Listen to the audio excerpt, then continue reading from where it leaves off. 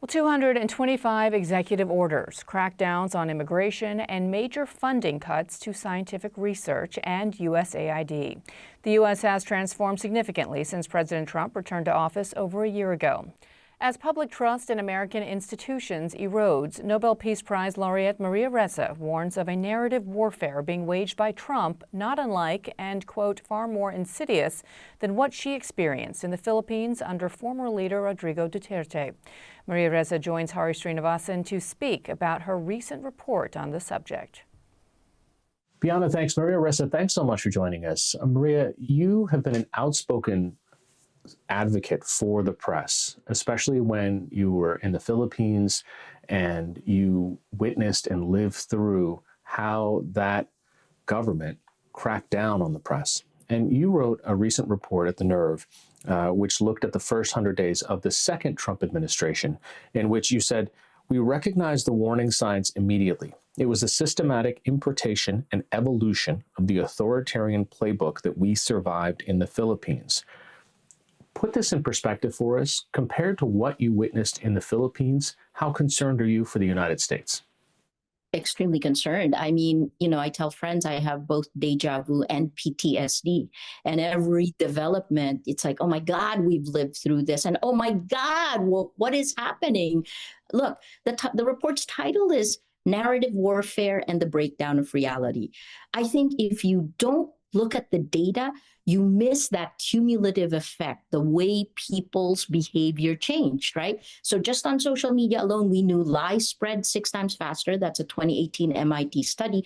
But we saw in the Philippines in 2017, if you lace it with fear, anger, and hate, it goes viral. And then it isn't just the virality, it's also the seeding of a meta-narrative that is a lie, but then the opportunistic amplification every time. So a lie told 1,000,000 times becomes a fact. If you can't tell fact from fiction, if people believe lies are facts, then you can control them. And what we're seeing here is the same thing that we lived through in the Philippines, which is narrative warfare up top. In the first 100 days of Trump 2.0, it was 143 executive orders that didn't just act as policy or dismantle institutions like USAID in the physical world. They were content triggers in the virtual world, right? Where the public information ecosystem's design is determined by big tech for profit.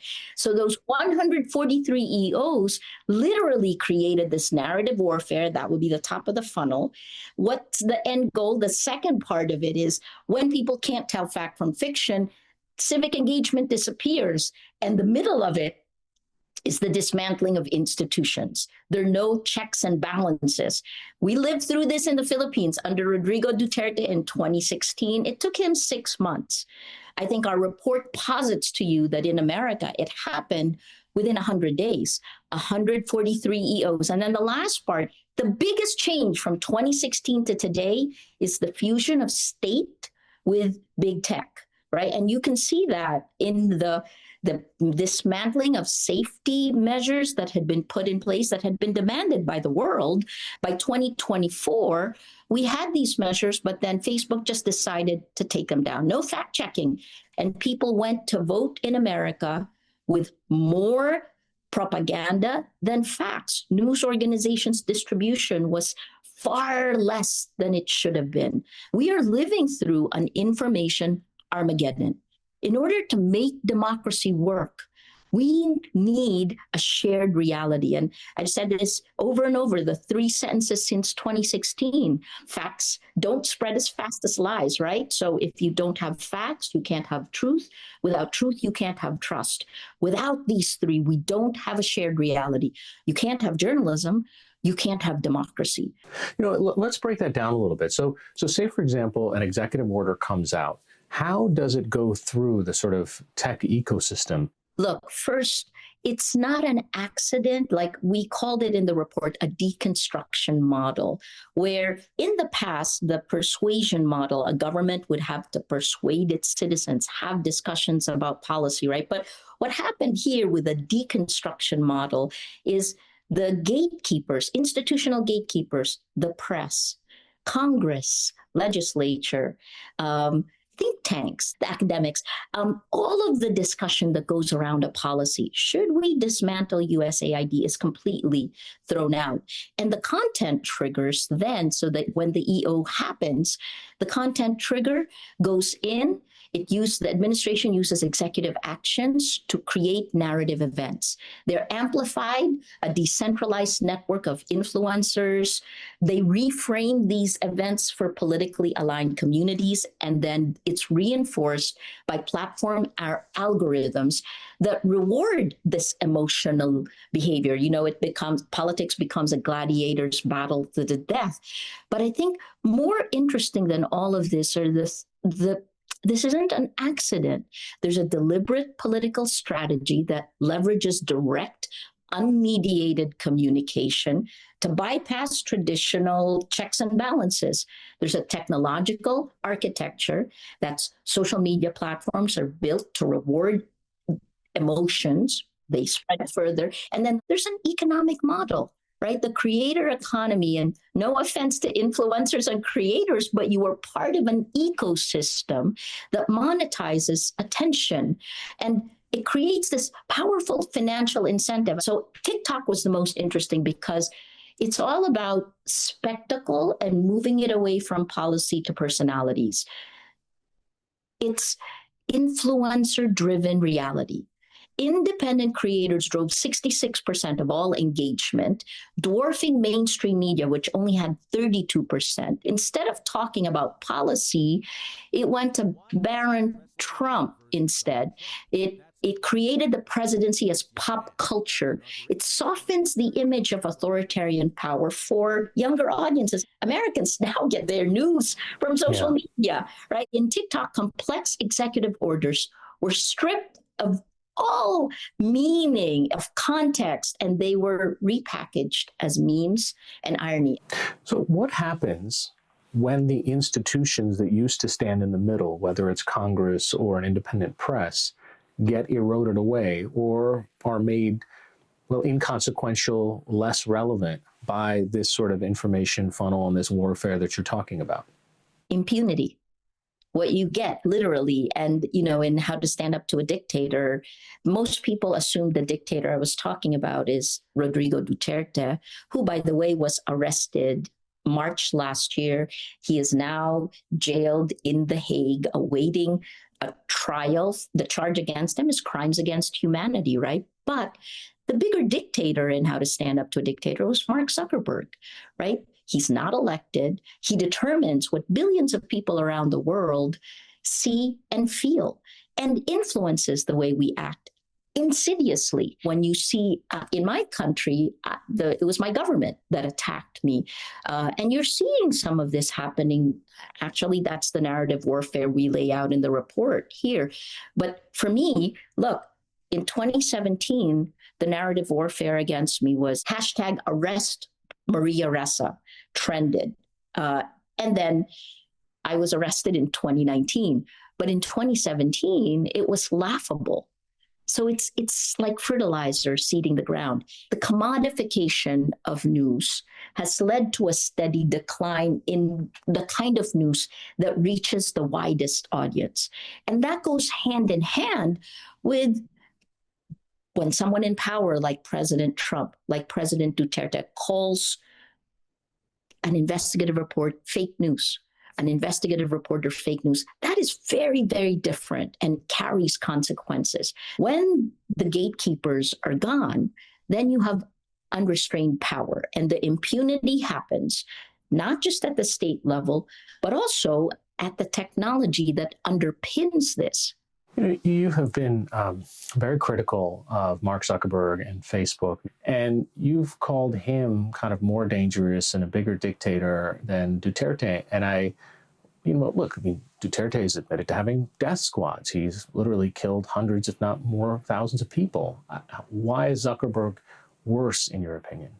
Here's an easy one that everyone has already agreed to, and I've watched the narrative shift over time. 2018, Myanmar, where it was genocide in Myanmar enabled by Facebook. And both Facebook and the UN sent its teams to investigate that, they came out with the same conclusion, that it had enabled this. I've watched this in the Philippines. I've lived through it. Like literally, I'm not just giving you data, I'm giving you the experience of it. And if we don't fix it, democracy will not survive through it, right? You'll have a lot of companies with a lot of profit, but it comes at a societal, at a global expense. At some point, the world will tip. And it's the same in a closed system when a meta-narrative is seeded, right? You pound it opportunistically. At some point, it takes over the system. We're at that phase. And the problem globally, and you're seeing this, whether it is in the UK or France or Germany or even Canada, right? Or Australia, what you're seeing is the democratic leaders are standing on wood that is being eaten by termites. And that wood will collapse until we extinguish the termites. That's what narrative warfare does. You said that one of the bottoms of this funnel is that there is a kleptocracy, or inherently that's what it enables. Explain that. In the Philippines, what we saw, 6 months, Duterte became the most powerful leader we had ever had. More powerful than the first Marcos in 1972 when he declared martial law by executive order, right? So the top of the funnel. And then it goes down. Within 6 months, the legislature essentially collapsed. So what happens when all of that goes is that you don't have a democracy anymore, and it is transforming in front of your eyes. It's the death by 1,000 cuts of a democracy. One of the things you've written about before is how Duterte was really kind of picking off the sort of elites in the top, and to make examples of particular type of individuals and institutions that creates a massive chilling effect. How did you overcome that in the Philippines, where people knew that this could be injurious to their personal health if they decided to spread this information? I decided not to leave the Philippines. Rappler was the third news organization targeted by Duterte. So I held a meeting and I told everybody in Rappler, it's going to get worse. And you look, if this is too much for you, let us know and we will help you find a job in another news organization. Not one reporter took that. Not one journalist took that offer. One of the things that we did was, if a dozen agents came in, and they did when they arrested me on February 13th, right? But if they came in to try to shut down Rappler, what would we do, right? We had code. We had one code word that would give us 5 minutes for every report, every person inside Rappler to shut down their electronics. We did quarterly drills of a raid if they came in. I wanted to be prepared. And those drills, our people didn't know whether they were real or not. And some of our people cried through it. But each time we learned something, and it prepared us. That's the thing, right? The 7 Ps, proper preparation. We drilled it every quarter. So we were prepared for the worst. It never happened, thank God. But we were prepared, and because we were prepared for the worst, we weren't afraid. You look at this as not a free speech issue. If we wanted to try to constrain some of what the social media platforms are doing today, you're saying stop trying to argue the speech case, start looking at the safety case. Explain that. This is by design harmful to us, and where we've seen the most progress, and this is bipartisan even in the United States, is on safety for kids, right? I mean, think about how corrupted this is. Lies spread faster. If you lace it with fear, anger, and hate, it spreads even faster. Did you actually agree to be cloned in the virtual world? Data privacy is largely a myth now in America, right? Like, I didn't agree to that. There's a little bit more protection if you're in the EU. The laws in the EU helped us in the global South. So a lot of this, everything in the physical world is now being replicated in the virtual world. But democratic countries also abdicated responsibility for protecting its citizens in the virtual world, right? In November 2022, we came up about 300 Nobel laureates, civil society groups. We came up with a 10-point action plan that boils down to just 3 buckets. The first is to stop surveillance for profit. We did not give approval to be cloned, and this kind of, this kind of cloning insidiously manipulates us. So stop surveillance for profit. The second one is stop coded bias. Because if you are a woman or LGBTQ+, if you are brown or black or part of any ethnic minority, you're further marginalized online. The third is journalism as an antidote to tyranny. Because think about the system that big tech created, social media first, and now we can talk about chatbots separately, but in social media, what's rewarded, right? A news organization separates the publisher, the arm that has to make money, from the journalism group that has to call a spade, that has to tell you things you may not want to hear. What big tech did is it rewarded telling you everything you want to hear without any guardrails in place. So that's the next phase. We have a shared reality on facts. When that happens, we can have civilized policy discussions. We can agree to disagree. We can learn. That's the other part, right? It's not the cult of the amateur. And finally, the last part of it is that builds community. That's how we bring disparate voices together, by finding our common ground. If we don't fix the public information ecosystem, everything we do downstream will collapse because we live in toxic sludge. Nobel Peace Prize laureate and CEO of Rappler, Maria Ressa, thanks so much for your time. No, thank you.